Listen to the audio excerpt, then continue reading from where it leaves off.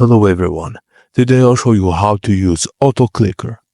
AutoClicker is a tool that automates mouse clicks, making it useful for gaming, repetitive tasks, and more.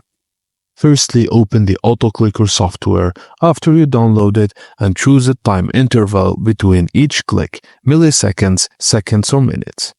Select Switch Mouse button to use left, right, or middle, and choose the click type, like single, double, or hold. Now choose how many times the click should repeat, infinite clicks or fixed number of clicks. Now set the click location, current cursor position or specific coordinates.